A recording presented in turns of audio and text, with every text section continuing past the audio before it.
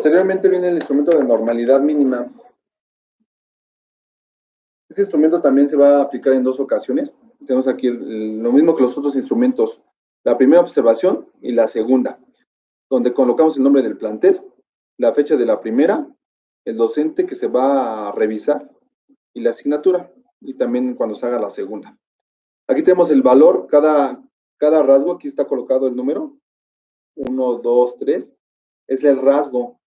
Recuerden que son 8 rasgos, pero cada rasgo tiene varios elementos. Por ejemplo, en el 1 tiene 8, en el 2 tiene 3, en el 3 tiene 4 y así sucesivamente. Y aquí dice un número 1, que esto se refiere a la primera observación. Y el 1C significa el cumplimiento de la primera observación. Y así en el segundo es la segunda observación y el cumplimiento de la segunda observación. Aquí se va a colocar, si cumple el elemento, se va a colocar la paloma o el tache. Entonces, si cada rasgo vale 12.5, y en este caso hay 8 elementos, para sacar el cumplimiento vamos a hacer nuestra regla de 3, que sería 12.5 entre 8 por los rasgos que haya tenido, ya sea o los 8, pues va a tener su 12.5, 7, 6, 5, etcétera, pues se va a colocar aquí, y así se van a ir con cada rasgo. En este caso, por ejemplo, nada más hay 2, entonces sería 12.5 entre 2 por, si tuvo 1, pues será la mitad, si tuvo los 2, pues 12.5 y se van colocando acá. Al final se va a hacer una suma de toda esta línea.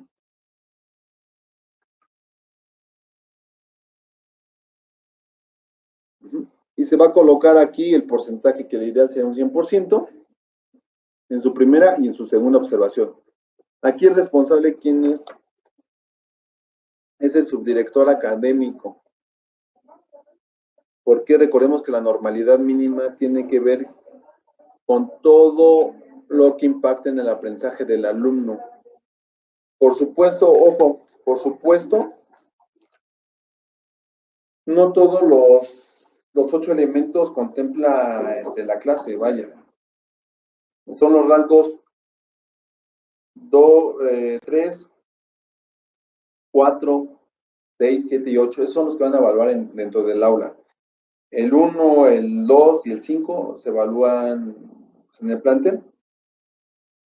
Entonces, por ejemplo, cuando en las metas que le estamos mandando en el instrumento de acompañamiento, nuestra meta es supervisar 5 docentes, no mal lo recuerdo, pues ya no va a ser necesario repetir el rasgo 1, 2 y 5, simplemente van a colocar lo mismo que colocaron con el primer docente y valorarán o observarán los rasgos 3, 4, 6, 7 y 8. Entonces voy a dar lectura. El rasgo 1 habla sobre que se brinde servicio educativo todos los días establecidos en el calendario escolar. En este rasgo lo dividimos en 8 elementos. ¿Por qué? A veces pasa que, no sé, una reunión sindical interrumpió las clases. Anteriormente, pues, se colocaba el tache, por lo tanto, no se cumplía el rasgo. Sin embargo, hay varios motivos por los que se puede suspender, no nada más es el único. Puede ser una evaluación externa, algunas reuniones con padres de familia, un paro estudiantil. Entonces, pues no por una incidencia quiere decir que todo el rasgo se está incumpliendo. Es por eso que cada rasgo se subdividió. Igual el 2, ¿no? El 2 habla de que se brinde, se cuente con la plantilla completa, que haya docentes todo el ciclo escolar. Pero igual a veces íbamos, no había un docente y por lo tanto no se cumplían rasgos, pero a veces nada más es eso. A veces puede ser que el plantel inicie con la plantilla incompleta, pero la finalice con la plantilla completa. Por lo tanto, se agregan varios elementos, se fortalece el instrumento para ser más objetivo y no dejarlo muy libre el hecho de que tal cual el rasgo no lo cumplió, un tache, una paloma, ¿no? Sino realmente hay más elementos y voy a dar lectura. Ejemplo, rasgo 1 habla que si se ha evitado suspensión de clases por eventos académicos, puede ser una cosa, reuniones sindicales, reuniones con docentes extraordinarias, evaluaciones externas, asistencia de docentes a curso, reuniones con padres de familia, comisión de algún personal docente a alguna actividad o paros estudiantiles. Entonces, a veces no se suspende clases por todas, ¿no? como rasgo así lo decía, que nada más que se brinde servicio educativo todo el ciclo escolar. Puede ser que solamente haya pasado por algo y no quiere decir que no se cumpla el rasgo en su totalidad. El rasgo 2, que habla que se cuente con personal docente todo el ciclo escolar, lo dividimos en 3 rubros. Primero, pues que se inicie con la plantilla completa todo el ciclo escolar. El 2, que se termine con la plantilla completa. Y el 3, que las competencias que con las que cuenta el docente sean suficientes para la enseñanza. Fue muy importante. El rasgo 3 tenemos 4 elementos.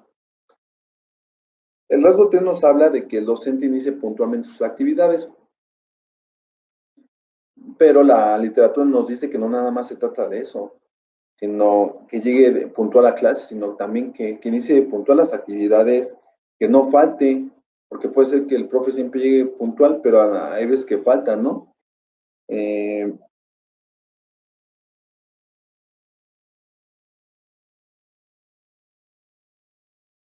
Dentro del rasgo 3 voy a dar lectura a los 4 elementos. El primero habla que el docente evite faltar injustificadamente a clases.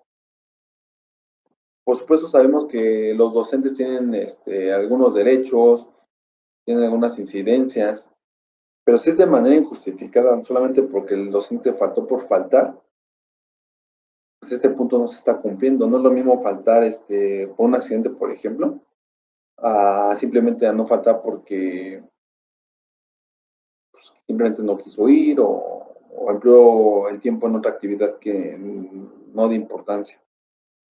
El 2, bueno, primero entonces que el docente asiste y el 2, que el docente ahora llegue puntual a la clase. A veces pasa que el docente está en la escuela, checa a tiempo y todo, pero a veces llega 10 minutos tarde a clase, 15, cuando las horas son de 50 minutos.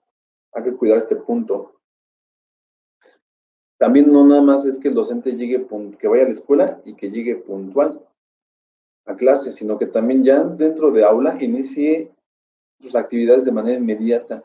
Se ha detectado que el docente a veces llega y empieza a socializar con los alumnos, revisa el teléfono, está leyendo alguna noticia, cuando debiese de emplear ese tiempo para la clase. Y el 4, que el docente capte la atención de sus estudiantes, haciendo de su interés la clase. Entonces no basta que también el docente llegue e inicie inmediatamente, sino también tiene que captar la atención. Si el docente cumple estos 4 elementos, está cumpliendo todo el rasgo, cuando anteriormente decía solamente que el docente inicie puntualmente sus actividades. Si se dan cuenta es más completo, es más objetivo. Esto también no creo que nada más lo hicimos por hacerlo, nos basamos de los documentos de la normalidad mínima de la Secretaría de Educación Pública para poder fortalecer este instrumento, tener más elementos que nos hagan más objetiva la autoevaluación. El 4 nos habla que el alumno asista de manera puntual a clases, pero también leyendo detectamos que no solamente basta que el alumno asista puntual, sino también que no haya ausentismo, porque puede ser que de un grupo de 40 solamente asistieron 30 y están de manera puntual, pero y los otros 10 se están quedando fuera. Entonces, por eso la importancia de que primero asista el alumno a clases también, o asista a la escuela y posteriormente ingrese a sus clases. El 5 habla de que todos los recursos con los que cuenta el plantel sean de utilidad para los estudiantes y para los docentes. También igual aquí, revisando la literatura, se detectaron 5 puntos que hay que contemplar. El primero, que los materiales para el aprendizaje con los que cuenta el plantel sean adecuados y puedan ser utilizados por el personal docente. Aquí sabemos que hay planteles más consolidados que otros, que hay planteles que tienen más infraestructura o más materiales, pero no se mide eso. Lo que se mide es que lo que tiene el plantel se utilice. De nada sirve un plantel que está completamente consolidado, que tenga una biblioteca, que tenga 20 máquinas con internet en la biblioteca, si no les dan el acceso a los alumnos, si no les dan el acceso a los docentes. Me ha tocado ver que hay planteles provisionales que tienen pocos libros, que tienen 2 o 3 máquinas, y las 3 máquinas están llenas por los alumnos, ¿no? Que no tienen un proyector, pero el proyector se ocupa todo el día, a todas horas, ¿no? También ha pasado que se ha observado que en planteles grandes tienen hasta 15 proyectores y solamente están ocupando 5, 2 o a veces hasta ninguno. Entonces aquí nos habla de que lo que tenga el plantel se utilice para el aprendizaje. El 2, que los materiales para el aprendizaje con los que cuenta el plantel sean adecuados y puedan ser utilizados por los estudiantes. Es lo mismo que los docentes, pero ahora por los estudiantes. A veces nada más dicen, no, nada más al docente se le presta, al alumno no. Recordemos que el plantel es para el uso también de los estudiantes, por supuesto con una supervisión, con un control, pero también tienen que ser utilizados por los estudiantes. El 3, que los materiales de estudio se utilicen como recursos que favorecen el aprendizaje. También se ha detectado que a veces los estudiantes o los alumnos utilizan esos materiales para ocio y no tiene que ser así, tiene que ser para que pueda aprender, propicie las condiciones para aprender. Hay que tener vigilancia en eso, o el docente en este caso. El 4, que el docente haga uso adecuado de las TICs. También la mayoría de los docentes no utilizan las TICs. Que la biblioteca cuente con los libros de texto indicados por los programas de estudio. Aquí a lo mejor ese es el punto más difícil que podemos cubrir. Me atrevo a decir que la mayoría de los planteles no. ¿Por qué? Porque no está en sus manos tener toda la bibliografía. Muchos de ustedes han hecho las gestiones y no se les asigna lo que ustedes están solicitando, porque pues representa una inversión muy importante de dinero, la cual en ese momento el colegio no la cuenta, porque los libros en determinado tiempo se vuelven obsoletos. Entonces, este punto seguramente la mayoría no lo va a cubrir, pero bueno, es algo que nosotros sabemos también, nosotros entendemos. ¿Sale? El 6 nos habla que el docente utiliza en la mayor parte del tiempo en actividades de enseñanza, que el docente evite utilizar tiempo en actividades no académicas, que el docente evite destinar más tiempo del requerido para la administración de clase. Aquí recuerden, este rasgo sí es muy importante, ya que de manera general dice que todo el tiempo escolar se debe utilizar fundamentalmente en actividades de aprendizaje. La literatura nos dice, hay un artículo, bueno, no es un artículo, es un pequeño libro, se llama Oportunidad para Aprender, y nos dice que el tiempo para actividades de aprendizaje sea efectivo, tiene que ser mayor al 60%, de un 60 a un 80%. Si el docente emplea menos de ese 60%, tendrá un impacto menor.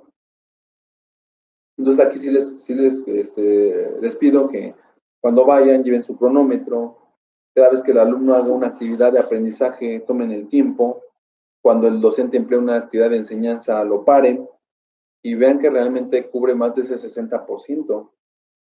Aquí es importante checar que el docente cuando llegue no se ponga a revisar el teléfono, a platicar con los alumnos, sino que llegue inmediatamente a hacer sus actividades, que emplee obviamente también un tiempo para la administración de clase, lo tiene que hacer, dar las reglas de convivencia, quizá dictar un ejercicio, no sé, lo que ocupe para administrar la clase, pasar lista, que también se tiene que innovar, pero inmediatamente que se ponga a trabajar en la parte académica. El rasgo 7 nos habla,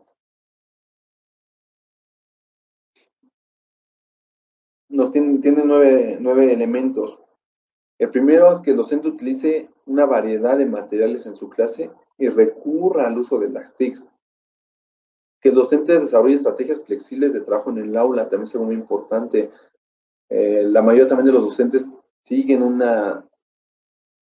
trabajo tradicionalista, una clase tradicionalista. Todavía el docente se para, habla, explica, de ejercicios básicos, como hace 10, 20 años. El docente, el alumno resuelve el ejercicio y se acaba la clase, ¿no? En lo que revisa tarea, otros 10 minutos, 15 minutos. Entonces aquí lo que necesitamos es que el docente realice trabajos, como bien lo dice, flexibles para que el alumno pueda adquirir el conocimiento y no caer en nuestras prácticas tradicionales. El 7, que el ambiente, el elemento 4 del rasgo 7, habla que el ambiente en el aula sea positivo, también es algo muy importante, tener una gran influencia para que el docente lo genere.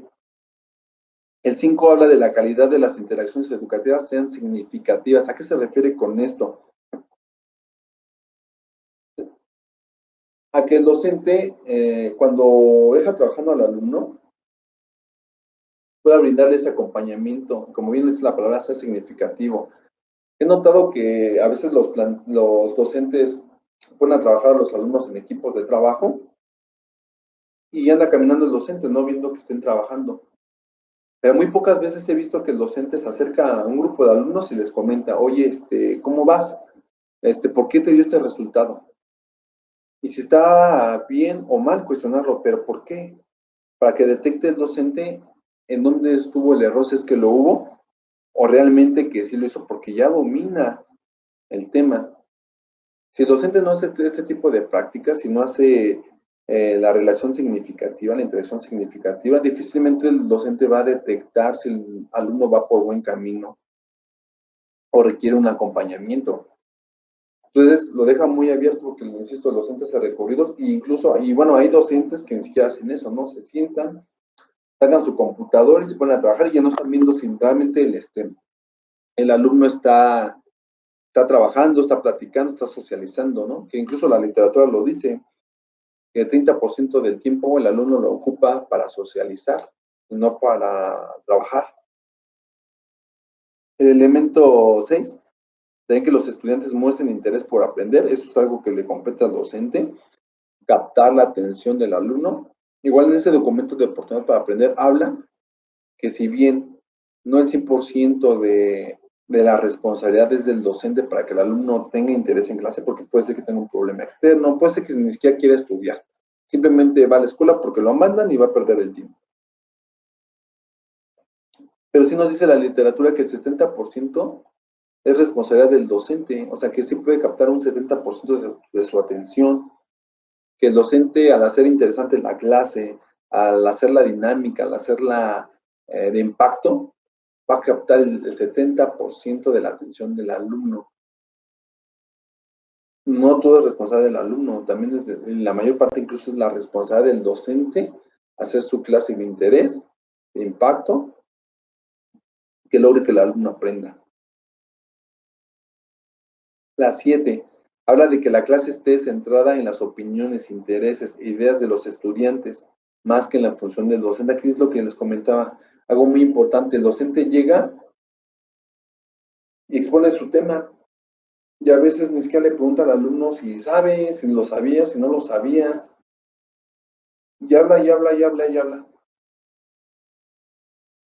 La literatura nos dice que para que sea significativo una sesión, debiese conocer el profesor las inquietudes también del estudiante. ¿Por qué? Porque si el docente conoce las inquietudes,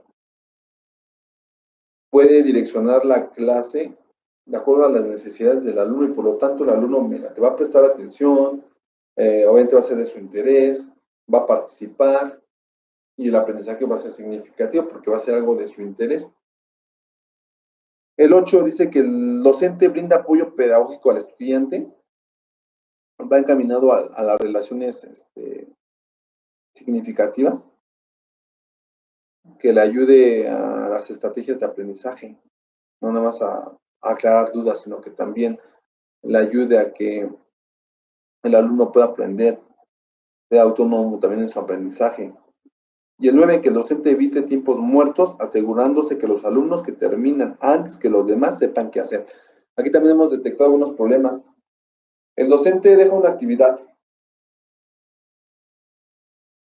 de unas 50 horas, perdón, 50 minutos, lo que dura la clase. Pero hay veces hay alumnos muy habilidosos que te terminan la actividad en media hora, ¿no? Son de 50. Y pasa que los alumnos que terminan ya no hacen nada. Ven su teléfono, se salen del salón, ya no trabajan. Aquí el docente debiese tener una actividad extra o incluso una estrategia como el que el mismo alumno que ya terminó asesore a sus compañeros o los apoye a terminar su trabajo o los ayude a que su compañero aprenda, pero no lo hay. Los alumnos pierden 20 minutos, ¿no? cuando el modelo también nos dice que hay que darle a los alumnos lo que necesitan. Si hay un alumno muy habilidoso, pues hay que darle más. Si a un alumno está más rezagado, pues hay que ayudarle a que se regularice. De eso nos habla el elemento 9 del rasgo 7. Y el 8, el rasgo nos dice tal cual, que son que el conocimiento, las habilidades matemáticas, lectoras, estén desarrollando, se dividen en 4 elementos. El primero, que el docente utilice estrategias para el desarrollo de habilidades analíticas, como comparar, contrastar información, generar hipótesis e inferencias y desarrollar relaciones entre ideas. Aquí es muy importante que el docente haga pensar al alumno, que compare conceptos, hipótesis, que los cuestione, que genere, como bien lo dice, hipótesis, que relacione ideas, temas entre asignaturas incluso, ¿no? Para que realmente se consolide un aprendizaje real. Básicamente el rasgo 8 te habla no solamente del desarrollo de competencias matemáticas y lectoras, sino también de que se consolide el aprendizaje.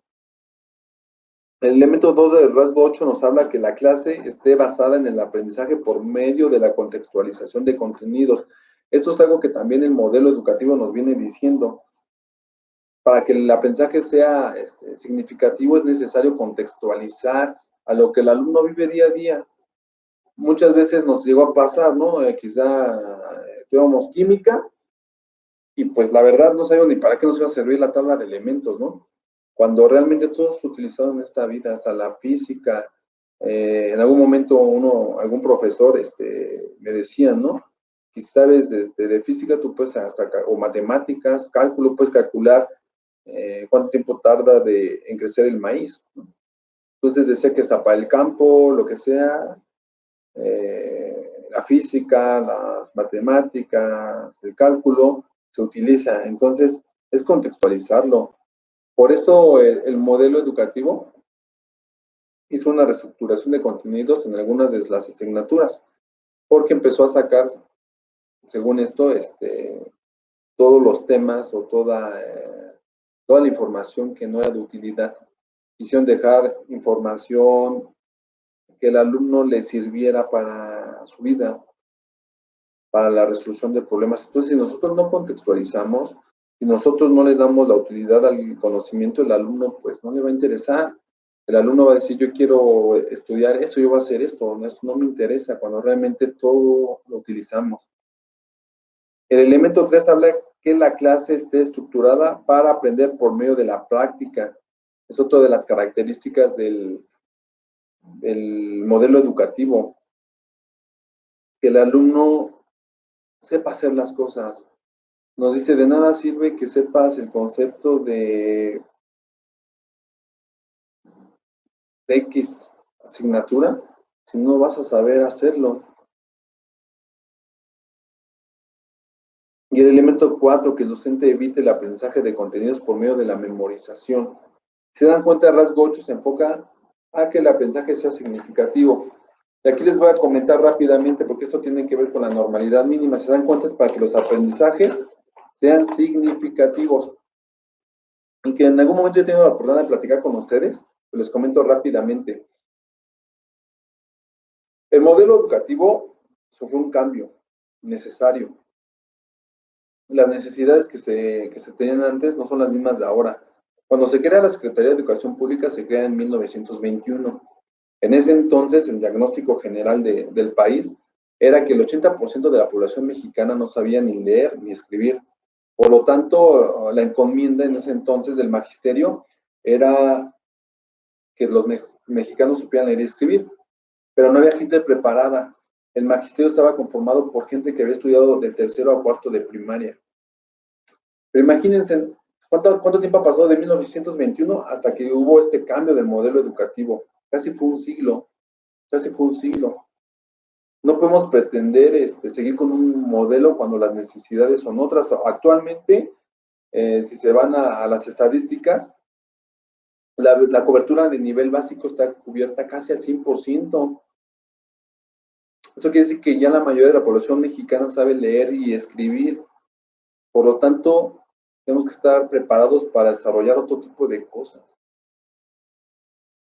De hecho, pues el cambio de un modelo a otro fue tardío. Desde que se inventó el Internet, pues vivimos en un mundo globalizado donde ya cualquiera puede aprender por su propia cuenta. Ahorita lo que se busca es el desarrollo de competencias y ya eso está alineado. Por ejemplo, yo tuve la oportunidad de platicar con un empresario, no hace mucho fue una capacitación de emprendimiento y tuve la oportunidad de platicar con alguien y le decía que qué es lo que busca para contratar a la gente, qué es lo que necesita de la gente, ¿no? Y me decía que la tendencia va a, a ya no buscar un perfil como tal, ya no va a pedir un título, sino que buscan es que la persona tenga competencias. Por ejemplo, el trabajo en equipo, el trabajar bajo presión, solución de problemas. Porque me decías que, mira, Agustín, yo contrato a alguien y al final de cuentas lo capacito para hacer algo. Y todo lo que estudió a veces no es funcional. A veces hay gente que viene muy preparada académicamente hablando, pero no aguanta el estrés, no sabe trabajar en equipo, no se comunica, no es proactivo. Yo necesito a gente que innove, que participe. Entonces, cuando yo detecto a una persona así, la contrato inmediatamente, la capacito para lo que necesito y eso es una persona que me está sirviendo. A eso es lo que le estamos tirando. A que no sepamos un concepto, sino que sepamos hacer las cosas y que tengamos estas competencias desarrolladas. Y para allá es la tendencia. Y eso es lo que nos evalúa en la normalidad mínima. Eso es lo que buscamos en nuestra escuela.